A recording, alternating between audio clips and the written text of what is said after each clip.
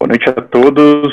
Gostaria de agradecer a presença de todo mundo. Eu sou Everton, diretor executivo da CFA Society Brasil, e quero apresentar aqui Daniel Minerbo, nosso moderador de hoje. Daniel é responsável por Multifamily Offices no Itaú Private Bank, professor da CFA Society no curso preparatório, e deixo com o Daniel para fazer a apresentação dos nossos participantes e também sobre o estudo que vai ser base da nossa conversa de hoje. Obrigado, Daniel. Obrigado, Everton. Boa noite a todos os participantes. A ideia do evento de hoje é a gente comentar uma pesquisa que foi feita pelo CFA Institute, quer dizer, foi feita a pedido do CFA Institute pela Greenwich Associates. É a quarta edição dessa pesquisa, que foi feita em 15 mercados diferentes, e chama Ganhando a Confiança na Indústria Financeira. Foi feita com investidores, não especificamente CFAs, mas a comunidade de investimento, com 3.500 investidores de varejo, que são considerados pessoas com recursos para investir a partir de $100 mil, e mais de 900 institucionais, que são investidores com 50 milhões de dólares. Eu vou explicar os principais pontos da pesquisa, e depois eu vou abrir para falar de dados do Brasil, e aí eu vou perguntar para o Mauro Miranda, para o Guilherme Colbert, aí a visão deles sobre os dados do Brasil relativo aos dados mundiais. Então, primeira coisa que a gente gosta de falar em eventos do CFA é lembrar da missão do CFA Institute, que é liderar a profissão de investimentos, promovendo os mais altos padrões de ética, de educação financeira, de excelência profissional, em benefício da sociedade. O que a gente quer é que a classe de profissionais de investimento tenha bastante reconhecimento da sociedade, da mesma maneira como hoje a classe dos médicos, isso até sai na minha pesquisa, em geral a sociedade reconhece muito valor no trabalho dos médicos. A parte dos profissionais de investimento, ela é, vamos dizer assim, intermediária e de reconhecimento social. Então, a missão do CFA é que haja mais reconhecimento da nossa classe. O que a gente quer é um mercado de capitais mais íntegro, mais eficiente, que ajude os clientes a alcançarem os seus objetivos. E quando os clientes falam em objetivo, na maior parte das vezes a gente está falando da aposentadoria. Então é importante que a gente ajude bem os clientes a investirem, para eles terem uma aposentadoria digna. Existe uma diferenciação grande no grau de confiança que os diversos profissionais de investimento têm, profissionais e investidores têm no mercado.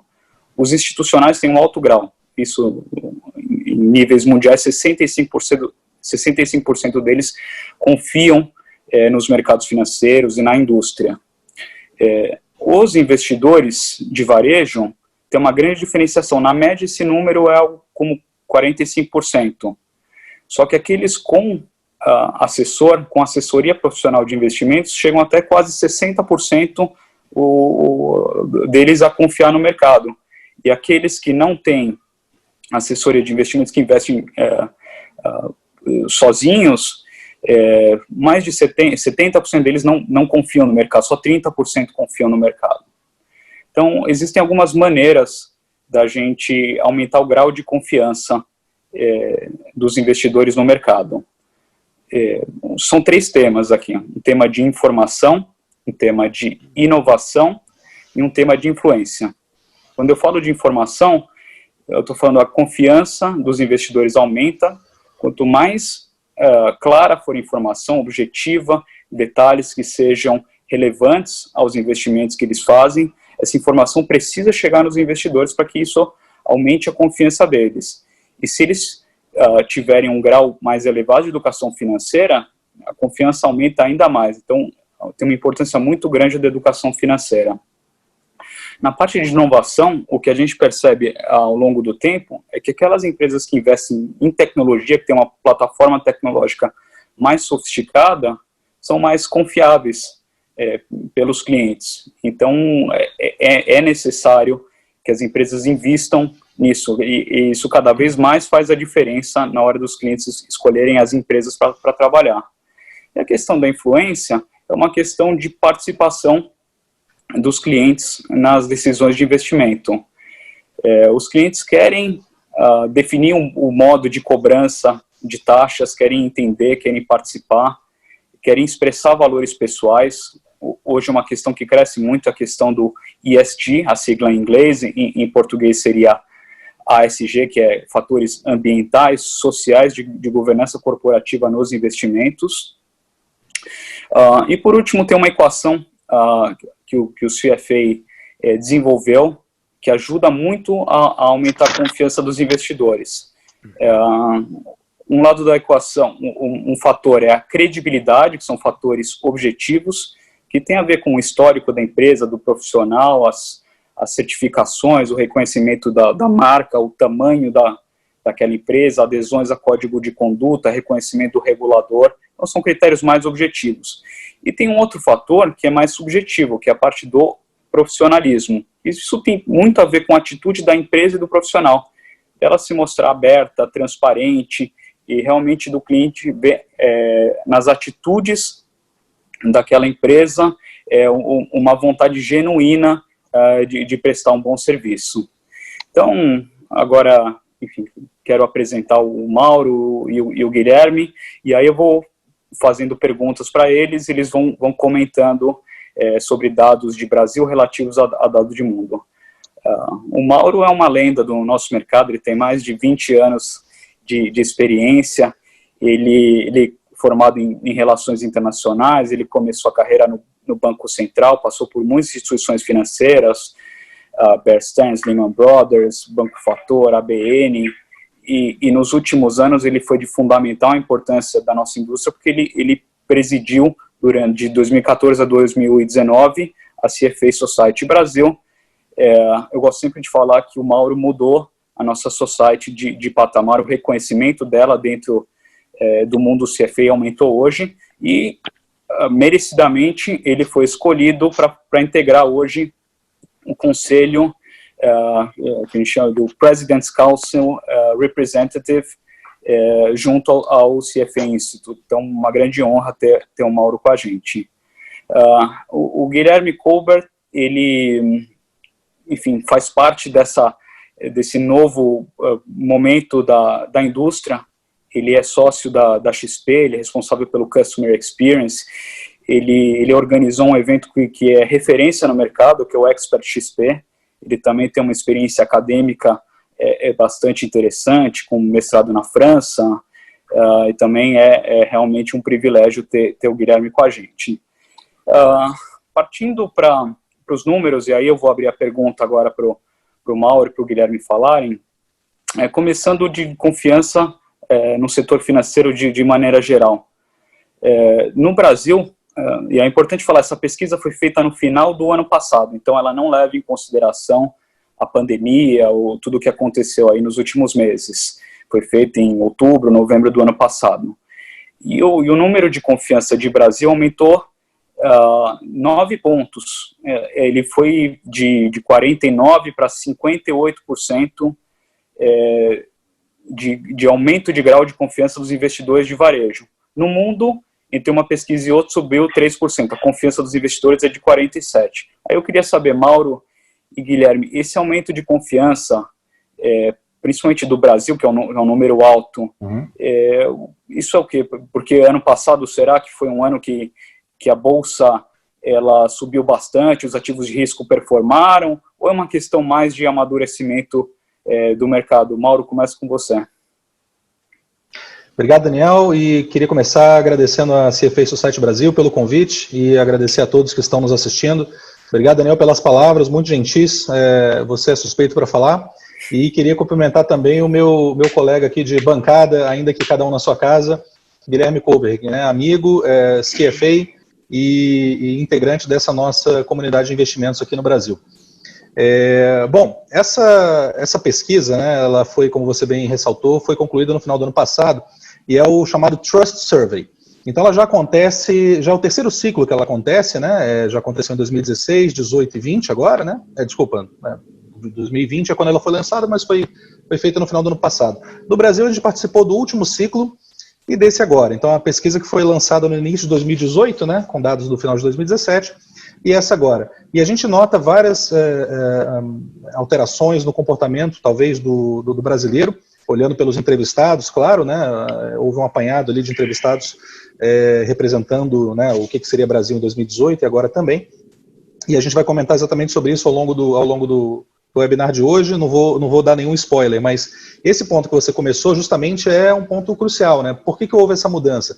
O meu entendimento, para te responder mais diretamente, tem muito a ver com, nem tanto com melhoria ou com aumento, de patamar da bolsa, ou enfim, né, queda de juros e aí o pessoal indo para a bolsa, etc. Nem tanto com isso, mas mais com tecnologia. Acho que no fim das contas a gente está falando de tecnologia, de transparência, que acho que é um tema importantíssimo para a gente explorar hoje.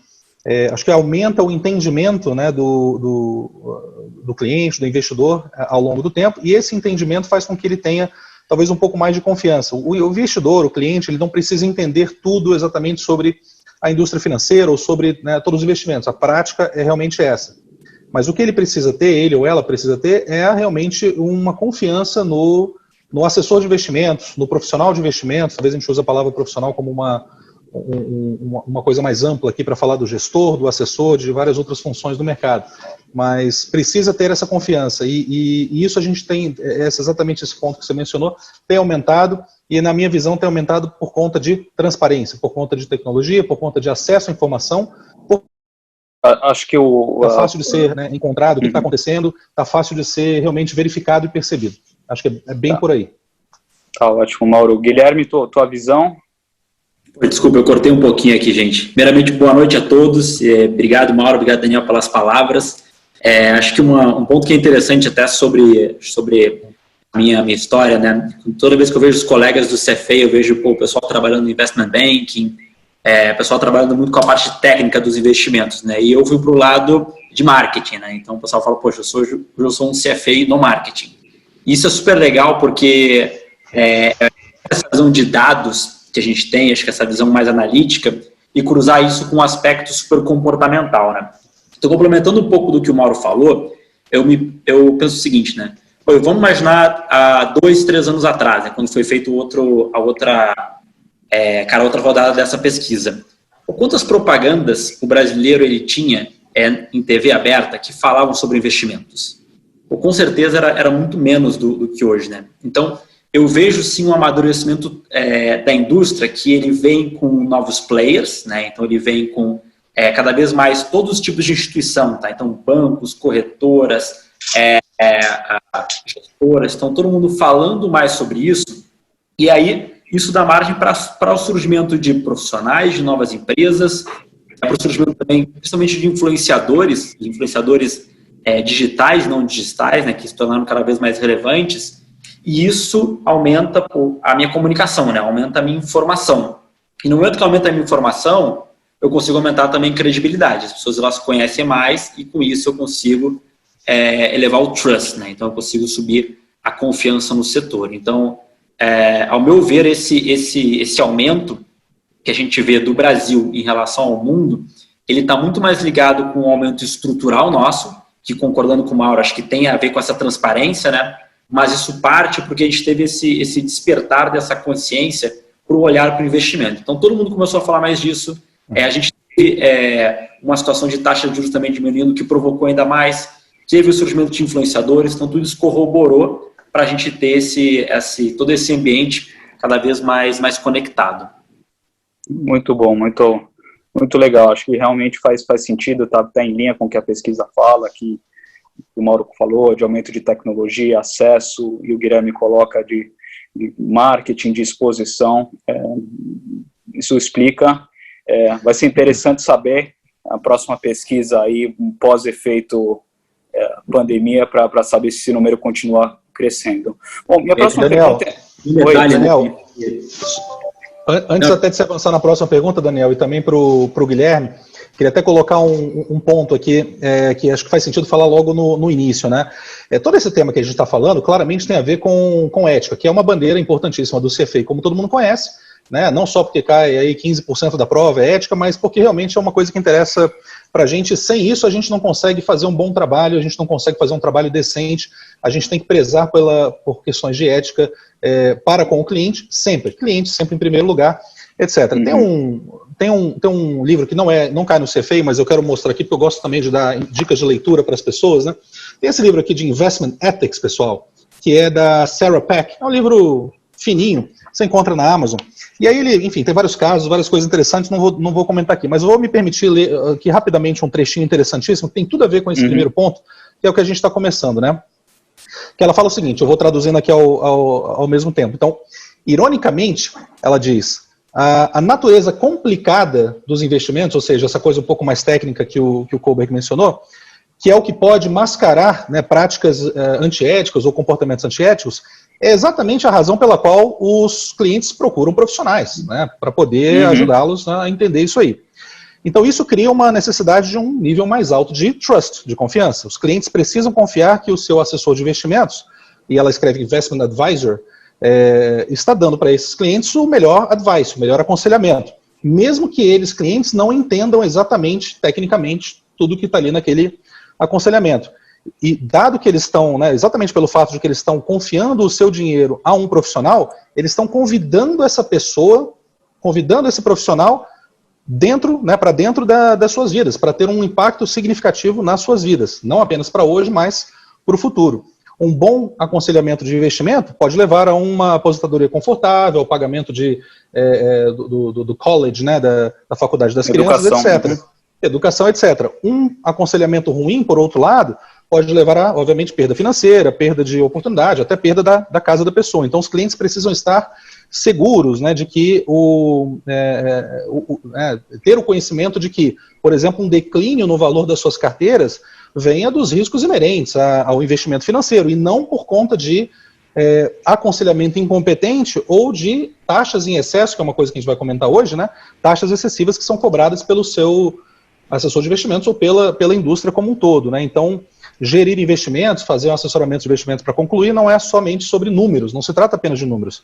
It's about people and relationships, né? Trata-se de pessoas e de relacionamentos. Os clientes precisam ser capazes de confiar em quem está ali gerenciando de alguma maneira o dinheiro deles, né? Mauro, muito. Fala, Guilherme, quer complementar? Eu sei que a gente tem uma agenda ali, mas acho que era super legal puxar esse gancho que o Mauro falou. É um exemplo até, considero um pouco batido, né, mas é importante reforçar, que é essa figura do médico, né? Inclusive, isso aparece muito forte na pesquisa em todos os países, isso aparece também aqui no Brasil, como sendo essa figura de referência em relação à confiança, né? E a relação do Investment Advisor, ela parte dos mesmos princípios, né? Então, tem que ser uma relação própria, tem que ser uma relação próxima, tem que ser uma relação ética, tem que ser uma relação de igual para igual, principalmente, né? Não uma relação simplesmente um prestador de serviços, né? Mas uma de igual para igual em termos de confiança. Então, acho que é um espelho, né, fazendo uma boa analogia aqui, porque, no fim, o que a gente quer é cada vez mais fortalecer a indústria, como tu bem comentou, ter profissionais mais credibilidade. Esse espelhamento nessa figura, ela é importante, né? Eu acho muito legal vocês terem comentado do assessor, do profissional, né, até o foco hoje dessa nossa conversa. Em relação ao médico, o Paul Smith, que foi presidente do CFA Institute, sempre falava, quando a gente vai no médico, a gente não vai lá e fala, me dá um remédio. A gente vai lá, a gente tem um problema, a gente quer que ele dê uma solução, dê um diagnóstico, levando em consideração todas as nossas particularidades. O que a gente quer no mercado de investimentos também é ter um assessor não para vender um produto específico, mas ter um profissional de investimento que ajude o cliente a encontrar a melhor solução para o objetivo que ele tenha, seja qualquer objetivo, aposentadoria, comprar um bem, educação, o que seja. E a minha próxima pergunta tem muito a ver com isso. Foi muito oportuno, Mauro, você ter levantado essa bola, porque eu vou mencionar agora que na pesquisa anterior, de 2 anos atrás, 37% dos entrevistados de varejo tinham um assessor de investimentos. Esse número aumentou muito. Na última pesquisa, 51% dos entrevistados disseram que tem um assessor de investimento. No mundo, esse número é 56%. Nos Estados Unidos, que é o mercado mais desenvolvido, chega a 60%.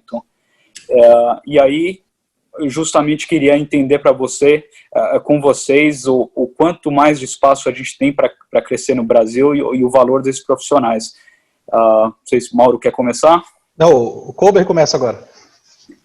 Assim, eu vejo primeiro sobre o potencial, tá? Eu vejo um potencial enorme, porque aqui quando a gente fala de investment advisor, eu acho que a gente está falando, a gente tem muitas vezes a figura de um private bank, a gente tem a figura de um assessor de investimentos, né, representado pelos agentes autônomos, a gente tem a figura dos planejadores / consultores, né? Então a gente tem essas diferentes figuras.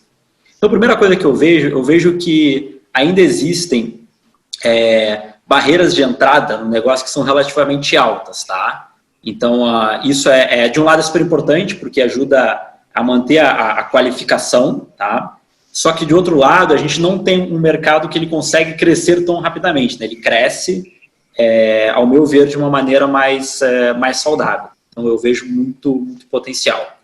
E olhando para esse número, eu acho que isso corrobora muito com todo esse surgimento que eu falei, das propagandas cada vez mais falando sobre investimentos. Então, a figura do profissional, ela se fortaleceu.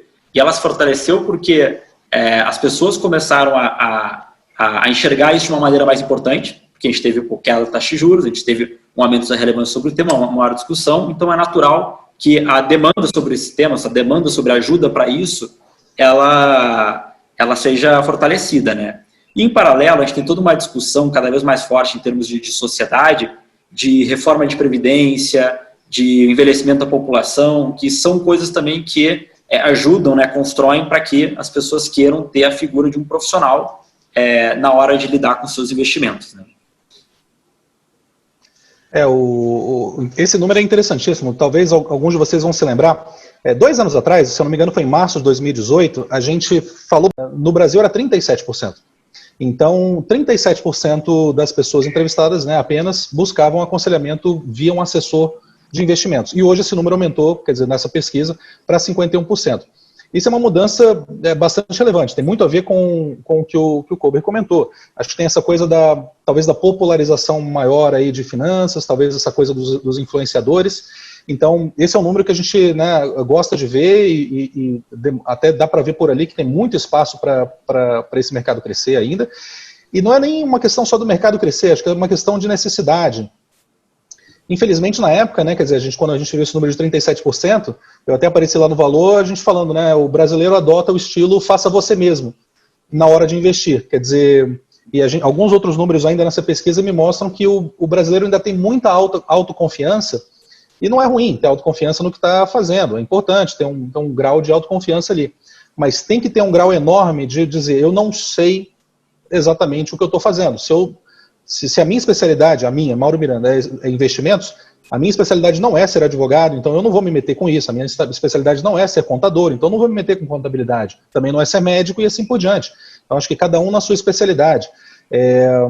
Então falta um pouco talvez de humildade e que está acontecendo cada vez mais por parte do brasileiro, em termos de, comparado com o resto do mundo, em termos de buscar um aconselhamento de investimentos. Agora, para não deixar de falar, né, em alguns elefantes que tem na sala, né, uns elephants in the room, a gente tem muita coisa ruim que acontece em termos de influenciadores digitais, vamos dizer assim, em geral, que acabam sendo misleading, que acabam levando para outro lado. Né? A gente sabe muito bem de ditas casas de análise que, na verdade, não fazem análise, vende produto financeiro ou vende, na verdade, sonho, né? E eu sempre falo de maneira muito, muito clara, já escrevi bastante sobre isso em artigo, em LinkedIn, etc., né? Que algumas dessas casas, talvez uma especificamente, o pessoal está no lugar errado, né? Porque o pessoal devia estar na cadeia. Por quê? Porque faz justamente uma coisa que é falar de finanças, falar, como eu mencionei agora, do futuro das pessoas, de patrimônio das pessoas, e faz isso de uma maneira leviana, né? E investimento não é isso. Investimento é uma coisa muito mais séria, tem que ser tratado como uma coisa séria. Não fique rico amanhã ganhando 3.000% operando opções. Então, isso aí não é investimento. Isso aí é qualquer coisa, é entretenimento, é qualquer coisa, menos investimento sério. Né? Então, acho que tem essa mudança também, que eu espero que esteja acontecendo, de percepção do que é entretenimento e o que é coisa séria. Sim. Mauro, perfeito isso, assim, uma coisa que eu que eu vejo desde o começo da minha carreira de mercado financeiro, é que tem gente que olha o mercado como se fosse um grande cassino, uma grande oportunidade de operar, e assim, eu não vejo problema, desde que o cliente saiba que esteja fazendo isso, ou seja, alguém que entenda o que esteja fazendo. O que eu acho criminoso, como você colocou, é gente que vende esse sonho, essa esperança. E eu gosto sempre de falar para quem me pede algum conselho, o que vai dar resultado no mês que vem? Eu falo, olha, eu não sei. E aí eu uso uma frase do Warren Buffett, que diz que investir tem que ser tão emocionante quanto ver a grama crescer.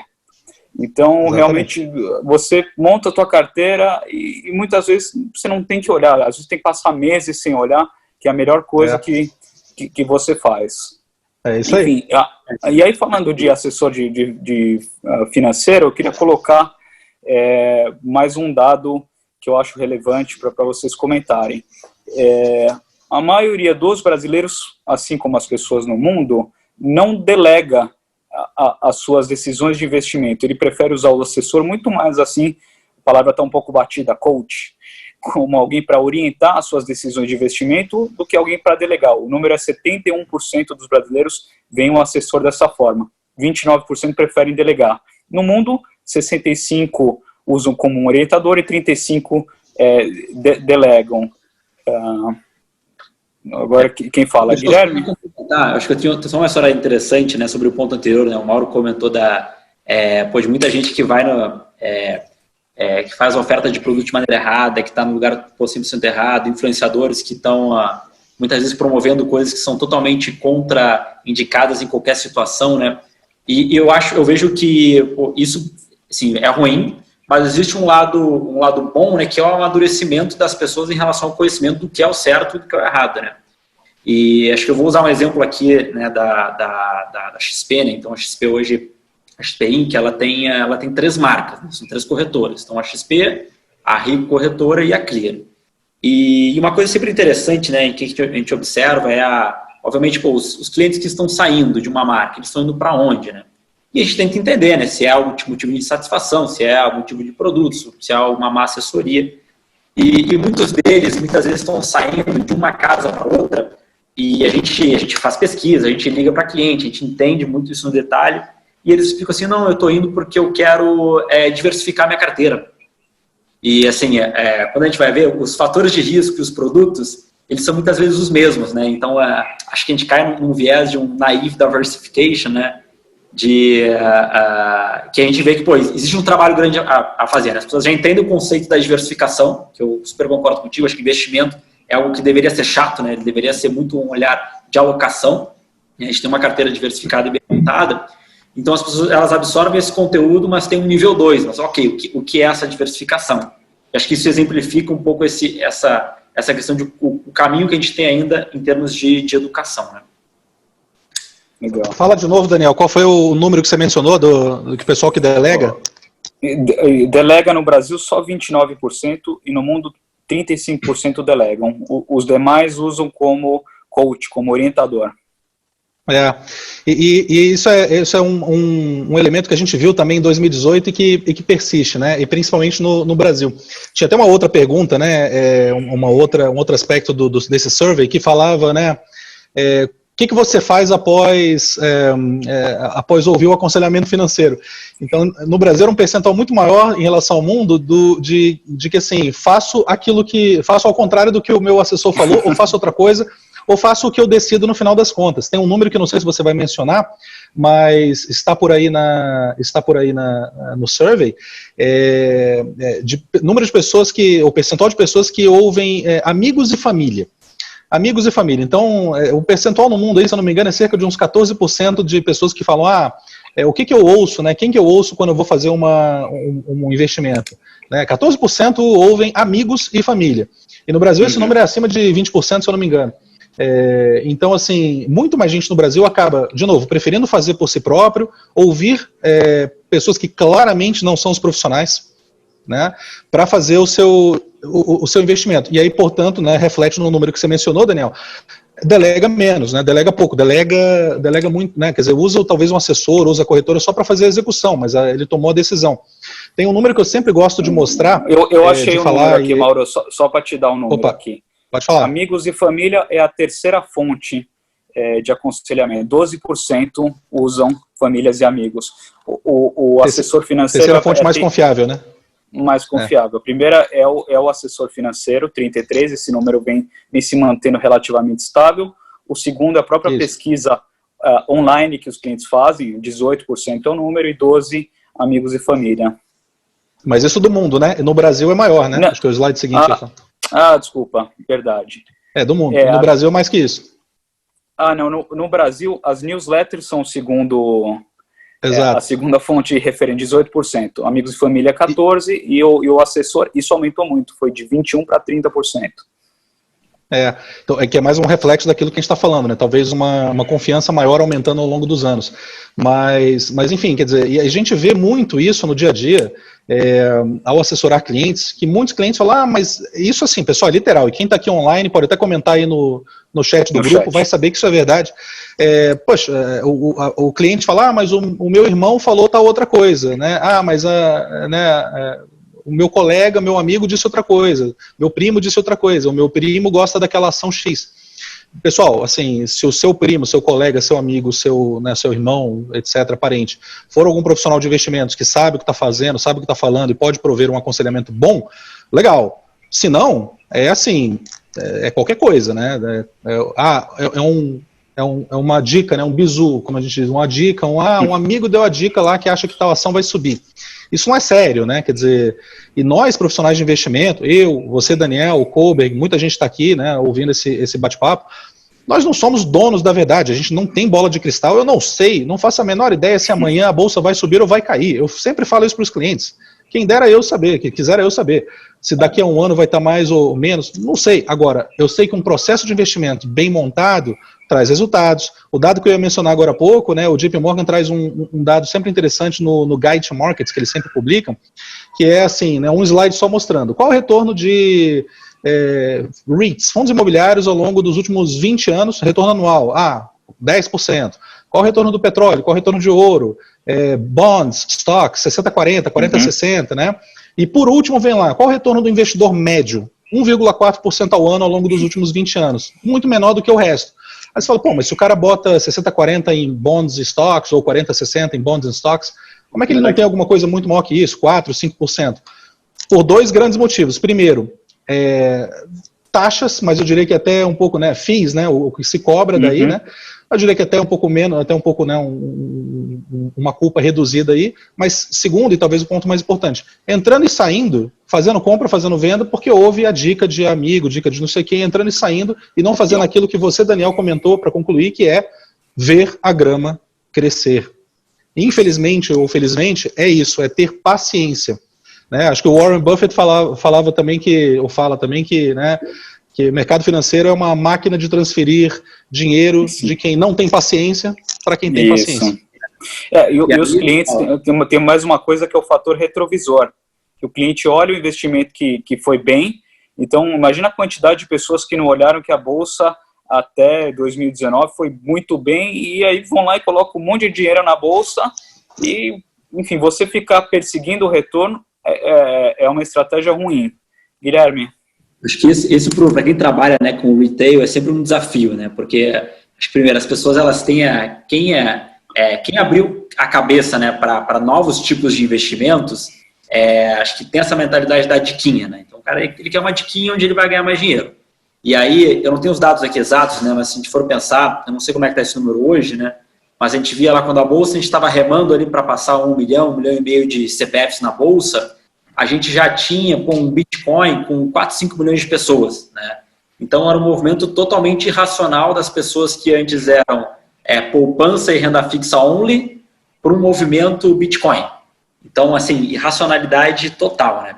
E acho que, já olhando aqui o chat, acho que o Rodrigo falou um ponto importante, eu concordo, tá? Nessa questão aqui de quem usa de quem paga para o assessor tomar decisões, né?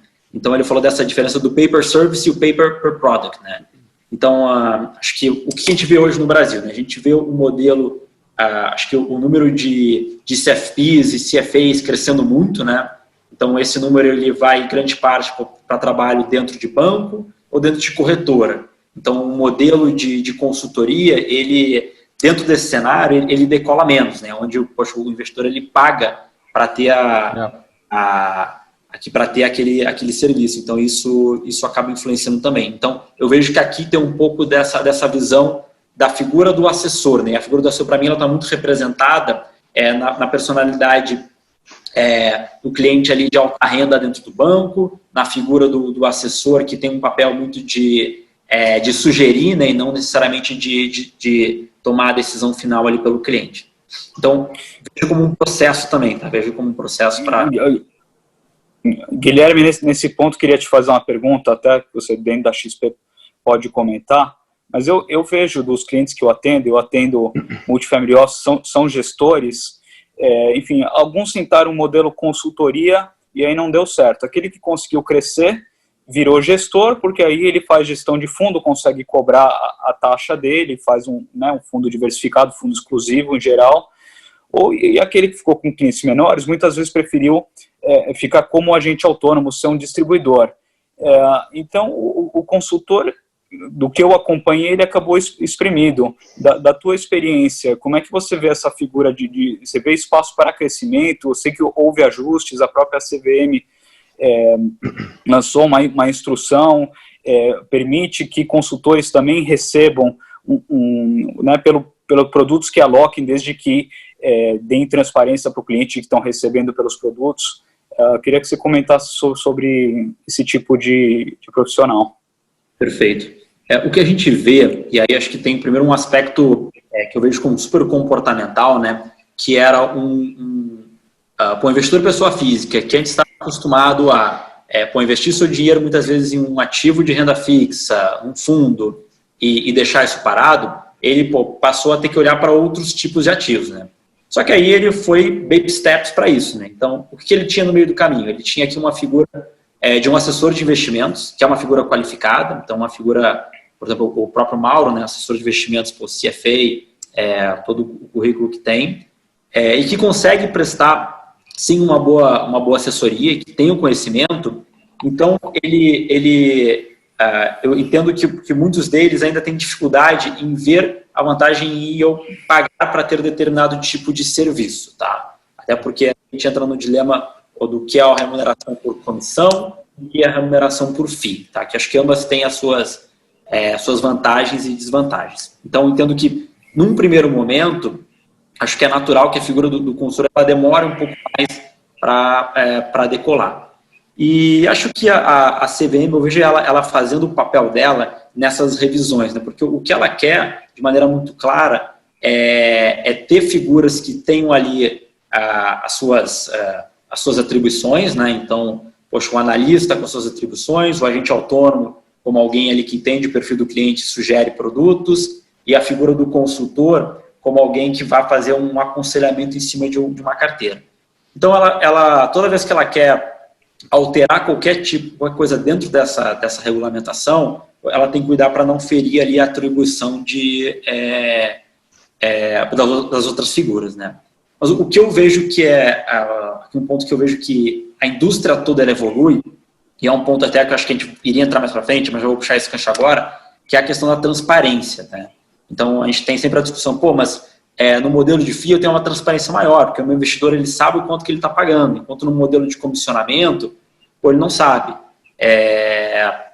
E ok, então acho que hoje até a gente internamente, tá, como XP, a gente está se antecipando a isso e a gente vai passar a partir de agora a cada vez mais dar o disclose exato de quanto que a figura do escritório, do assessor de investimentos, ele ganha para distribuir determinados tipos de produtos, tá? Então, isso não é algo que é exigido pela regulamentação, mas a gente vê como algo que ajuda a dar mais transparência para algo que muitas vezes pode gerar conflito, né? Que por que eu vou oferecer A e não B?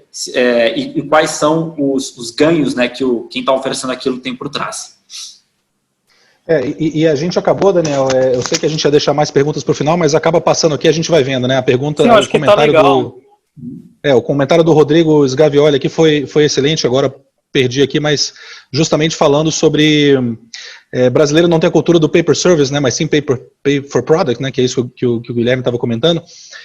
Acho muito difícil, e aí se tiver algum consultor aqui online pode comentar e fazer algum contraponto no chat, mas eu acho muito difícil essa figura decolar. A gente realmente não tem essa cultura aqui e, bem simplificadamente, como cliente, eu acho ruim eu ter que perguntar para alguém o que fazer e na hora que eu falar, tá bom, gostei, vamos fazer. Aí ele fala, não, aí não é comigo, é lá com outra pessoa para fazer.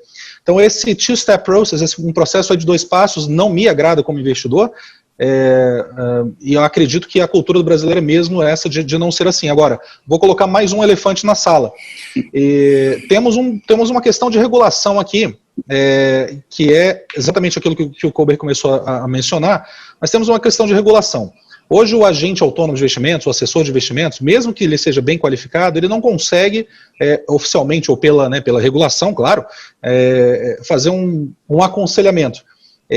Claramente isso já, quer dizer, o mercado já evoluiu muito além disso, a CVM sabe disso, não estou contando nenhuma novidade, o mercado já evoluiu muito além disso, quer dizer, pensar que o assessor de investimentos boleta trade ali ou né, faz alguma coisa operacional, ou só, quer dizer, não é verdade, essa não é a verdade, né, o mercado já evoluiu bastante.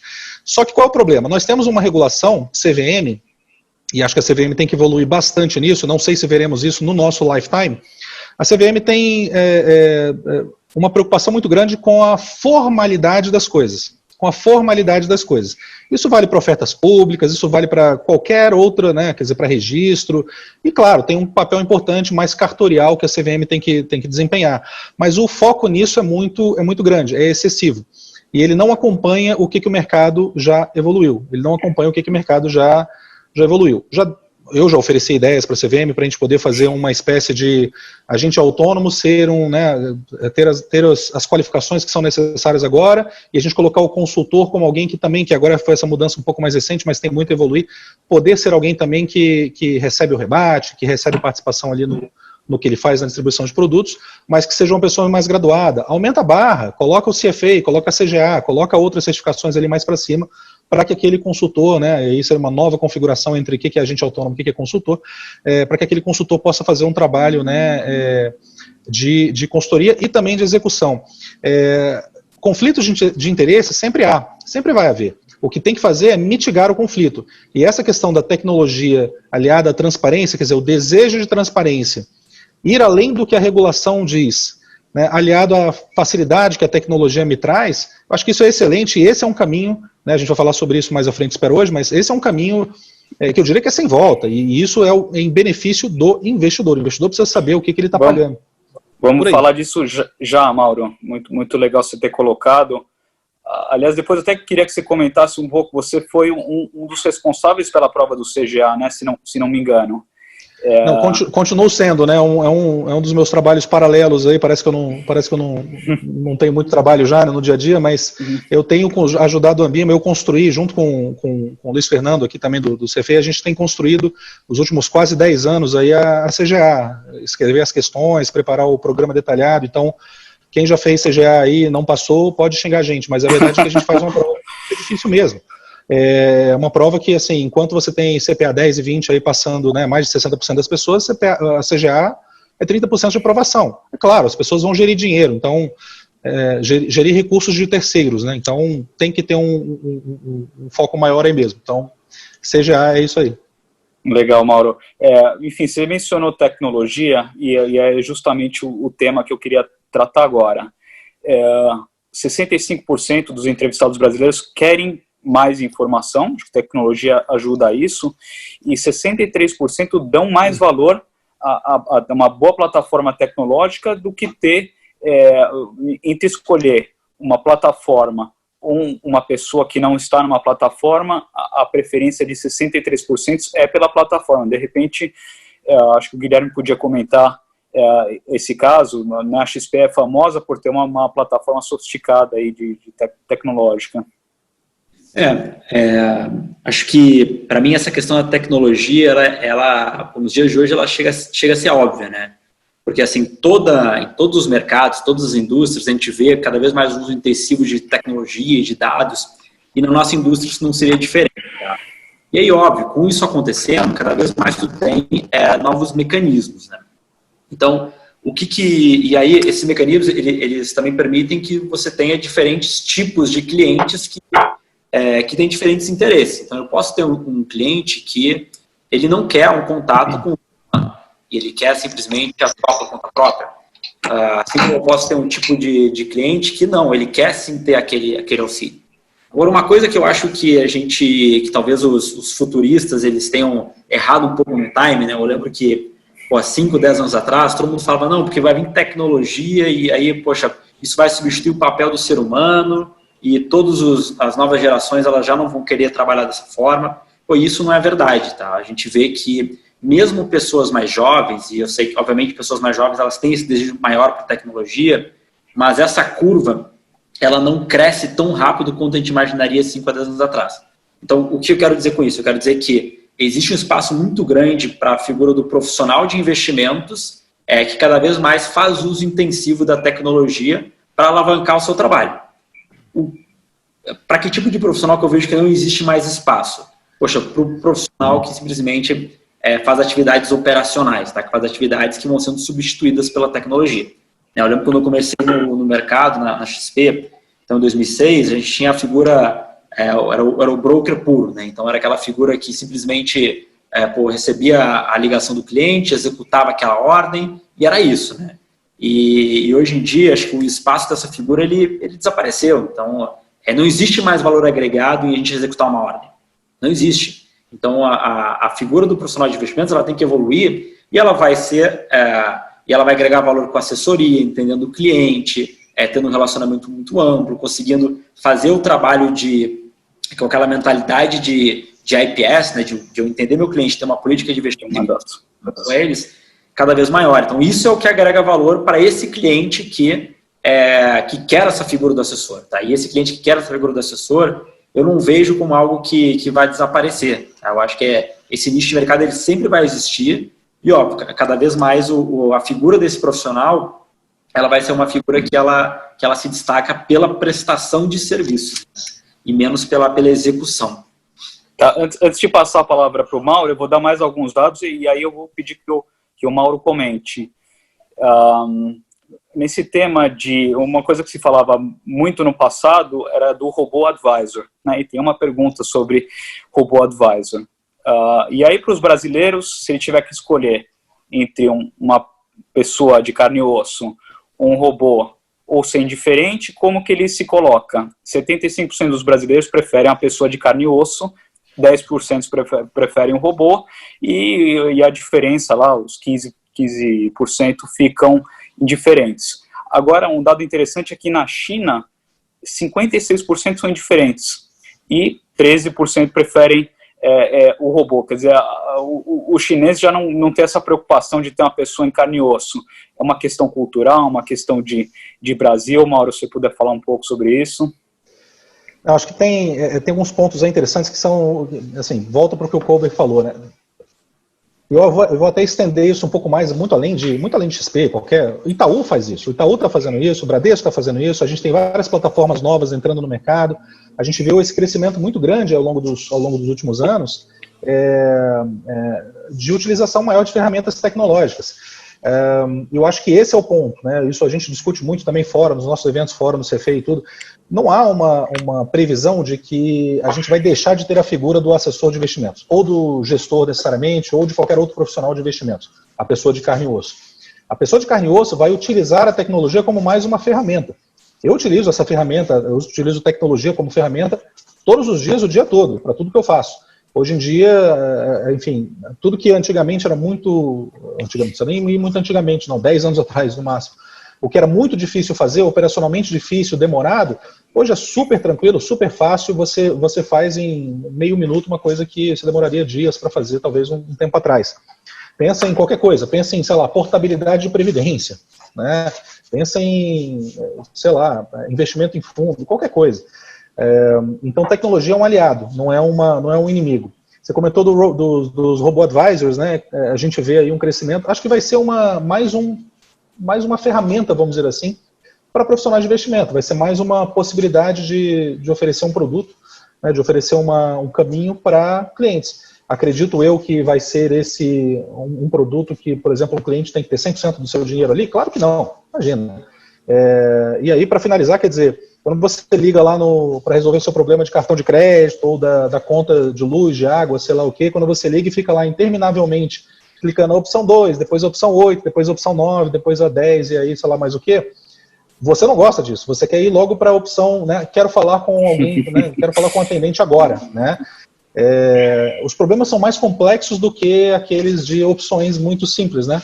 Se eu pudesse resolver todos os meus problemas com a opção 121 ou 342, seria ótimo. Os problemas não são esses. Eu preciso, né, como cliente, eu preciso que um assessor me entenda, me ouça, me ajude a entender o que eu estou fazendo, o que são os meus objetivos, como é que eu posso alcançar esses objetivos, e assim por diante. Então, acho que não veremos essa substituição tão cedo, né, nesse sentido. E complementando, eu acho que assim, obviamente eu vejo com o Mauro essa integração, né, do trabalho do assessor, da figura de investimentos com a tecnologia, mas em relação ao Robot Advisor, eu vejo que acho que existe um nicho, tá? Acho que existe um nicho, sim, de clientes que vai querer, assim, ter 100% dos seus investimentos geridos por um robô e coordenados por ali. A Charles Schwab, nos Estados Unidos, recentemente lançou o que eles chamam, se eu não me engano, o nome é Schwab Intelligent Portfolios, né? Então, basicamente, eles conseguem atrair um nicho de mercado onde eles conseguem ter um trabalho de prestação de assessoria robotizada para um determinado nicho de cliente. Mas é uma coisa que é curiosa, né, que eu vou comentar. A gente pesquisou um pouco dentro da XP alguns anos atrás sobre esse tema, né? E a gente fez um teste com um grupo de pessoas para ver como que eles recebiam esse tema. E o tema ele foi super bem recebido. As pessoas gostavam da possibilidade de poder acompanhar 24 horas por dia, gostavam da possibilidade de ter a carteira monitorada, ficavam um pouco assim de ter um robô executando as operações, mas até gostavam mais do que desgostavam.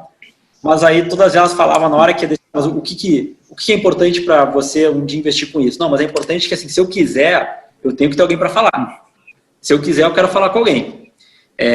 Então, isso... Ou seja, trazendo, né, Kobe, ou seja, para o tema do que a gente está falando, né? Eu quero alguém que eu confie, né? Talvez eu acho legal o robô advisor, mas a questão de trust está ligada a um ser humano e não ao robô, né?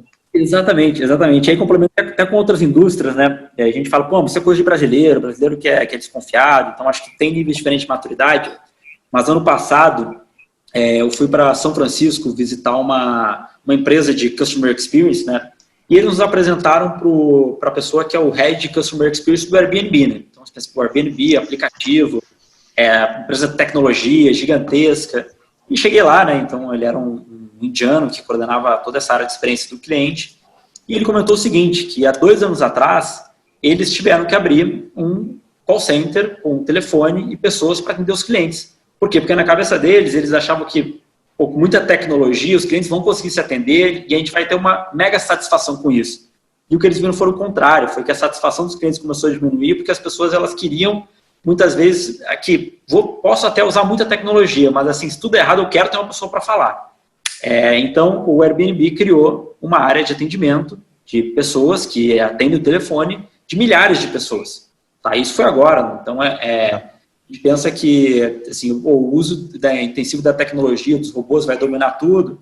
E acho que não é bem assim. Tá? Acho que tem um longo caminho, acho que existem seus nichos, mas a figura a figura humana ela tem um papel mega importante ainda. Um produto que eu acho que tem um pouco a ver com, não é exatamente o Robot Advisor, mas ele tem um pouco da função de simplificar a vida dos clientes, é aquela história do portfólio em um clique.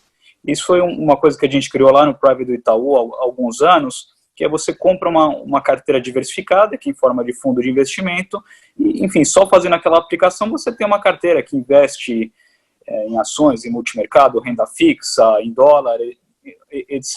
E aí você tem uma equipe que constantemente monitora, equipe profissional, e você não tem esse trabalho de ter que ficar alterando a sua carteira conforme os fundamentos mudam. E a gente viu que isso é um produto que acabou pegando bastante na indústria.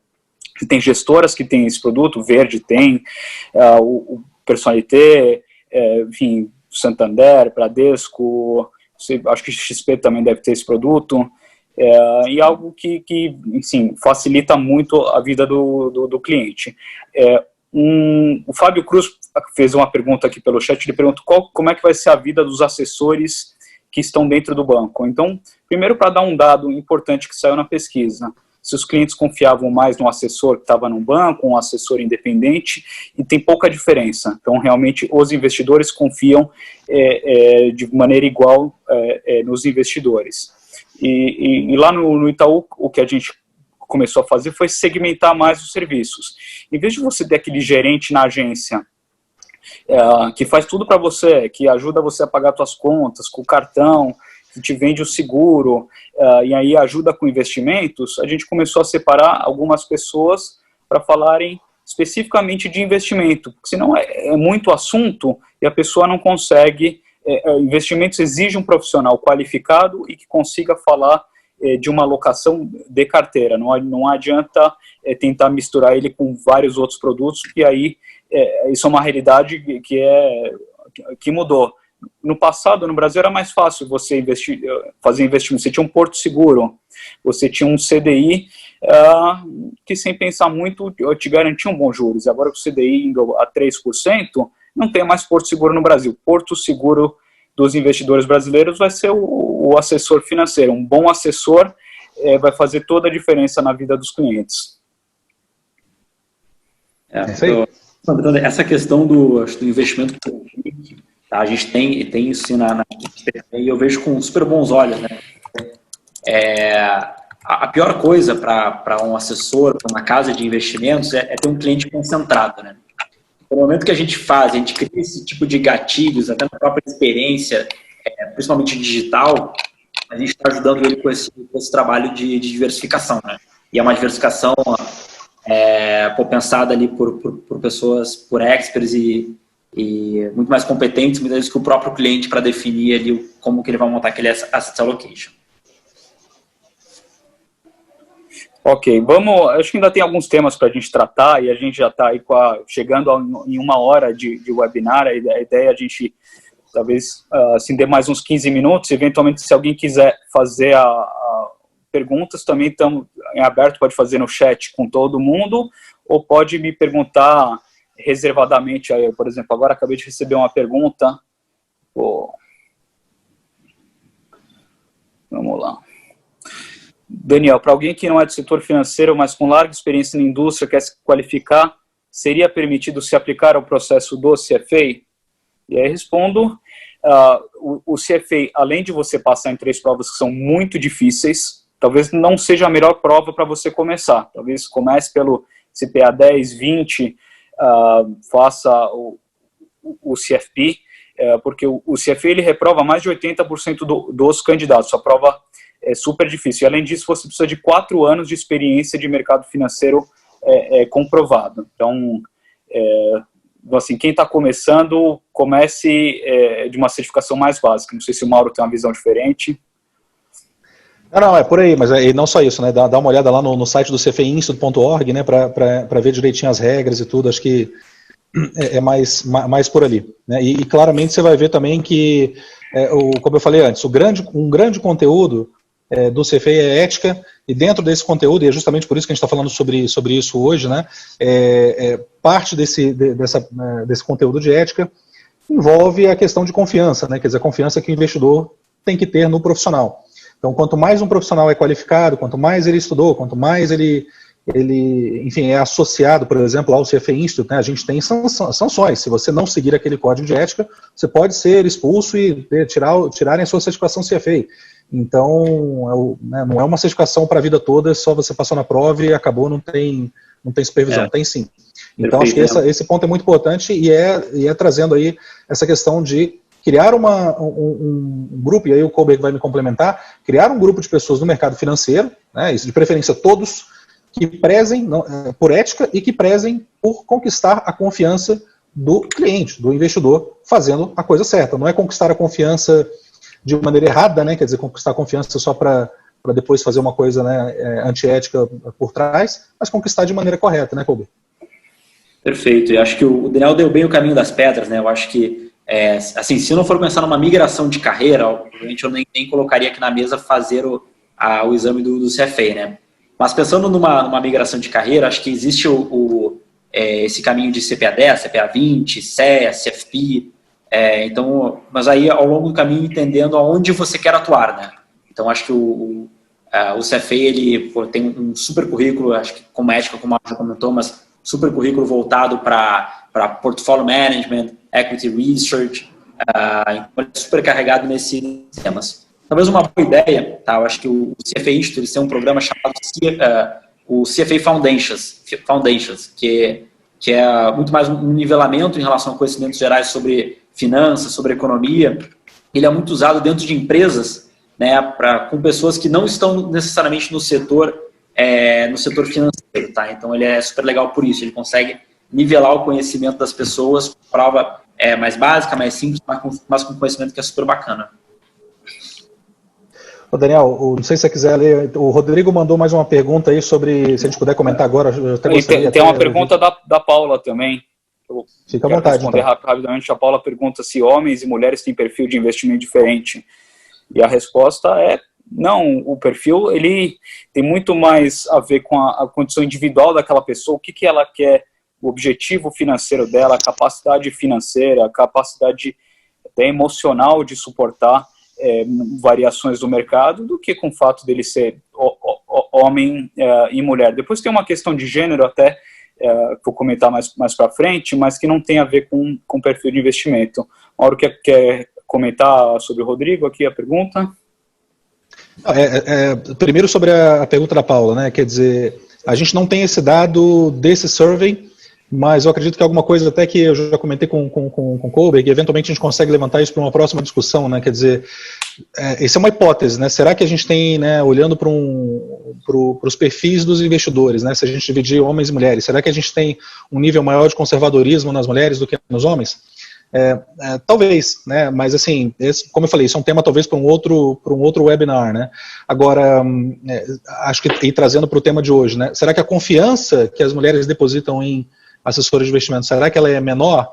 Será que ou é maior? Enfim, então não sei responder, mas de qualquer modo eu diria que essa confiança, seja de homens ou de mulheres, vai sempre aumentar quanto mais a gente conseguir qualificar melhor a rede de pessoas que trabalham em mercado financeiro. Então bem por aí. E aí para responder, Colbert, quer falar? Não, eu quero complementar dois pontos, né? Primeiro, eu acho que até eu cheguei a conversar com o Mauro para a gente pegar uma base de dados maior, né, usando por clientes até da XP Inc. e ver esse dado. Infelizmente não consegui, tá? Mas acho que tem dois dados legais que a gente pode trazer. Um deles assim, eu acho que mais mulheres dentro do universo de investimentos, poxa, isso é algo que todos nós, a gente tem que abraçar essa causa urgente, tá? Urgente. A gente vê que a gente evolui de maneira tímida em relação ao número de CPFs na Bovespa. É um dado que eu considero muito legal, né? E a gente comentou no início a Expert, que é um dos maiores eventos do mercado financeiro aí do mundo, né? A gente todo ano acompanha o percentual de mulheres e homens que vão no evento, né? E todo ano sobe um pouquinho, né? O percentual feminino, mas assim, é um desafio gigante, então a gente precisa cada vez mais conseguir engajar esse público. E aqui um dado curioso, tá? A gente não chegou a se aprofundar, mas a gente fez, se não me engano, há um ano atrás, uma pesquisa interna, tá, da própria XP, onde a gente identificou o nível de confiança que os clientes tinham nos seus assessores. E o nível de confiança das mulheres, ele era maior do que o dos homens. Tá? Então, a gente não investigou isso, acho que tem inúmeras hipóteses em relação a comportamento, cultura, mas dentro dessa pesquisa foi algo foi estatisticamente comprovado. Tá? Então, deixo aqui no ar, não é algo que a gente tenha concluído, e a gente acho que a gente pode sim aprofundar nesse tema.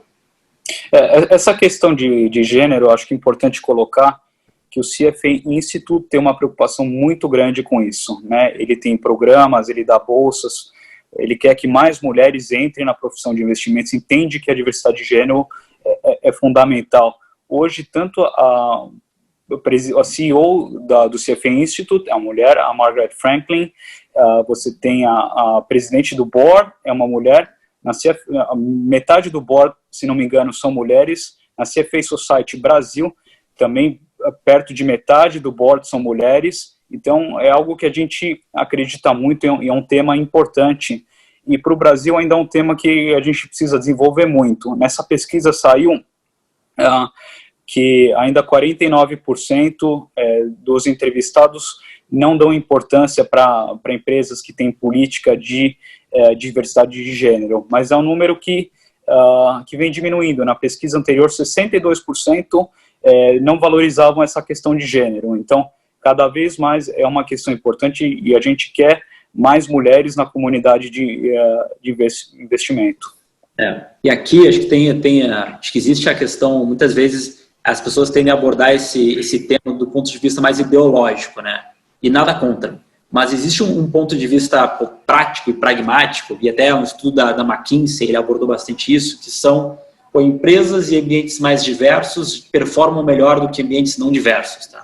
E acho que isso a gente pode aplicar dentro dos escritórios aqui de assessoria de investimentos, dentro dos escritórios de private bank, dentro das empresas, dentro da comunidade de CFAs. Então, acho que a diversidade ela é super importante porque ela traz visões de mundos diferentes, pluralidade de ideias, e quando tudo isso é colocado na mesma página, a gente tem muito mais informação e diálogo para tomar melhores decisões, né? Por isso que...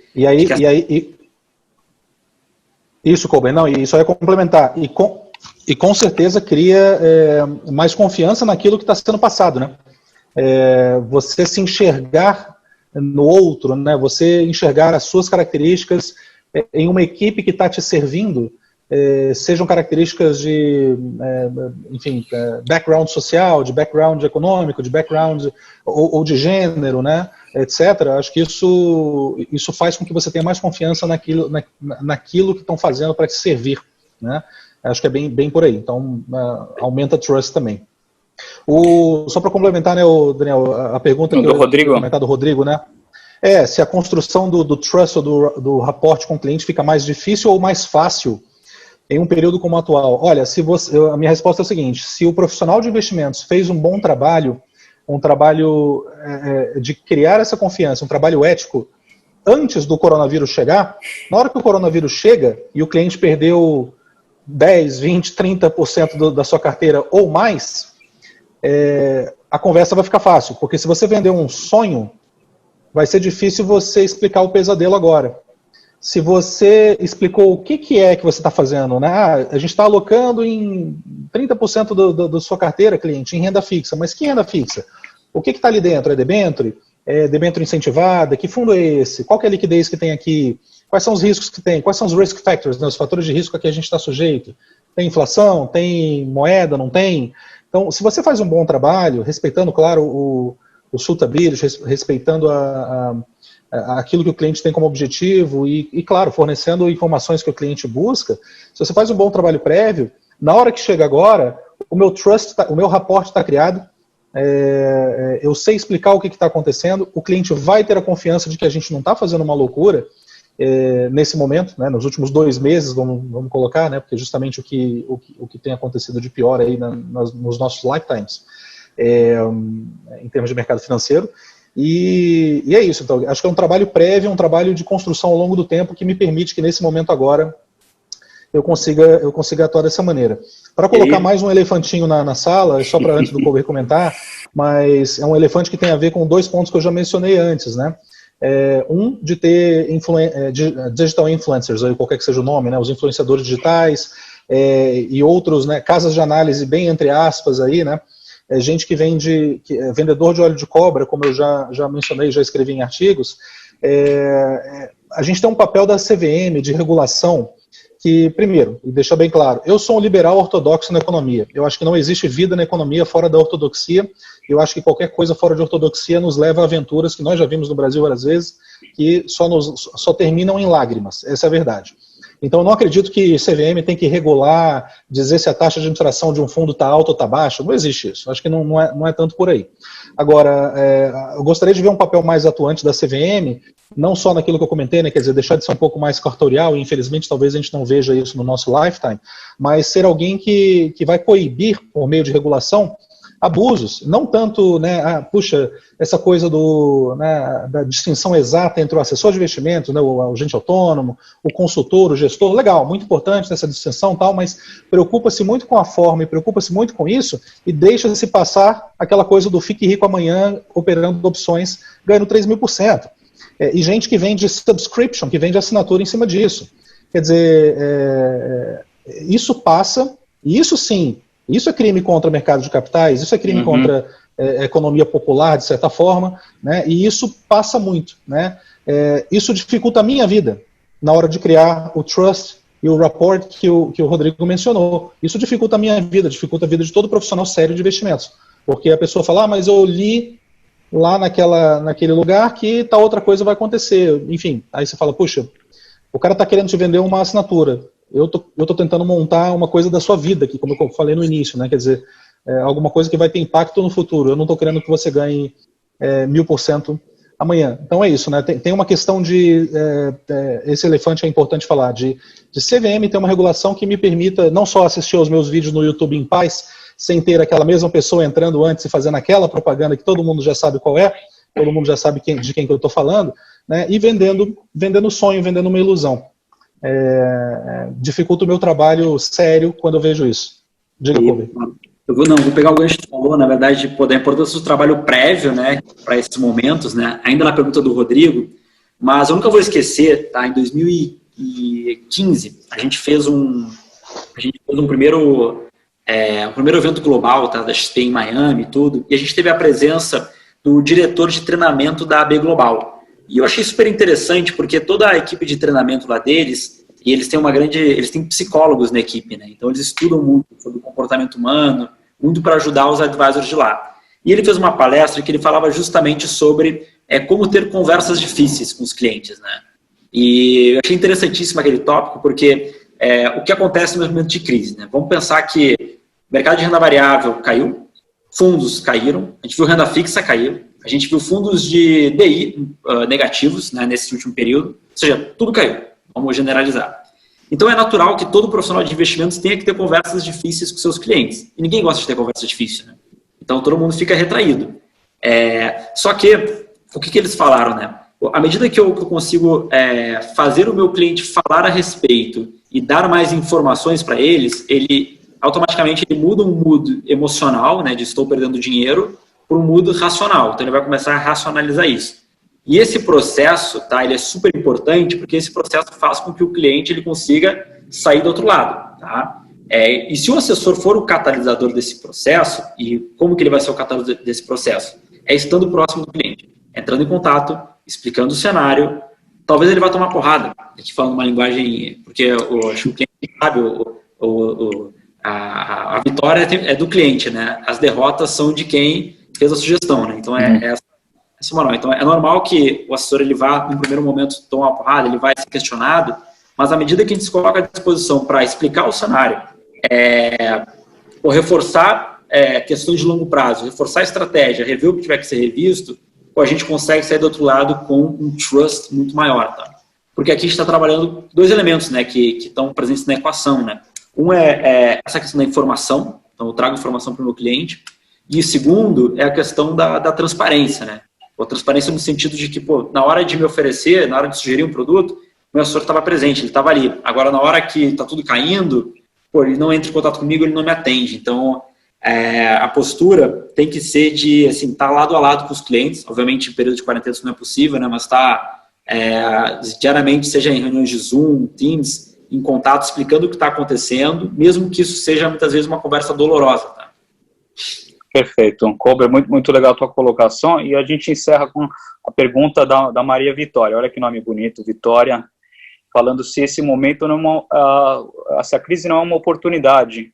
Aliás, com certeza é uma oportunidade. Ela é uma crise mais que financeira, é uma crise de saúde em primeiro lugar, é uma crise onde muitos de nós estamos revendo vários conceitos, e por que não rever a nossa maneira de fazer investimento. E aquele assessor, aquele profissional de investimentos que trabalha de maneira séria, esse é o momento que ele vai aproveitar para estar ainda mais próximo do cliente, porque é o momento que o cliente precisa de um aconselhamento, e muitos clientes talvez estejam agora num momento de se abrir e aprender mais sobre educação financeira, sobre o que esperar de um portfólio, o que é um prazo razoável de retorno, o que pode ter de variação antes de pensar no retorno, quanto que aquilo pode cair ou não.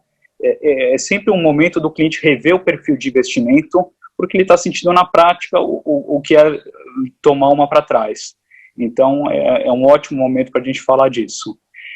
Bom, queria colocar agora, agradecer muito a CFA Society Brasil, ao Mauro, ao Guilherme, queria abrir para vocês fazerem colocações finais, agradecer a todos vocês que participaram com a gente desse webinar, acho que foi muito legal, e depois o Everton, que é nosso diretor executivo, depois da fala do Mauro e do Guilherme, vai entrar para dar um último recado e fazer um convite para um próximo evento.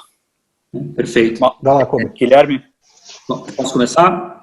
Acho que primeiro, a primeira vez que eu tive contato com tudo foi quando, a primeira vez que eu conheci o Smith, o antigo presidente da CFA Institute, e eu sou um apaixonado por esse tema porque ele traz esse lado de comportamento, né? E até todo o próprio currículo do CFA, eu lembro que, acho que todo, quem lembra da prova, né, tanto nível 1, nível 2, eles são níveis super técnicos, com um olhar ali para valuation, para ferramenta, e no nível 3 a gente chega nesse approach muito mais ali com o investidor, então esse approach muito mais próximo da realidade que a grande maioria dos profissionais está ali no dia a dia, né, que é esse olho no olho com o cliente, como que a gente consegue construir essa confiança. E é legal ver essas evoluções, eu acho que a gente tem que acompanhar. Eu sou mega otimista com o Brasil, acho que, óbvio que a gente tem inúmeros desafios em termos econômicos, mas em relação à indústria financeira, porque a gente ainda está dando baby steps, né? A gente ainda está educando as pessoas, a gente ainda está fazendo com que as pessoas queiram olhar outras coisas.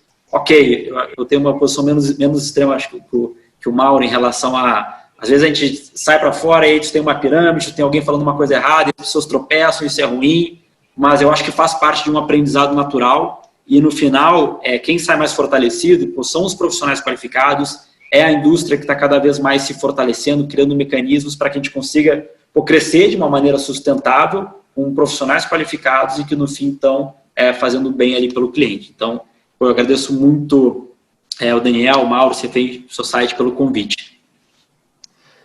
O que eu ia comentar é o seguinte, até voltando para a questão da Meia Vitória, né?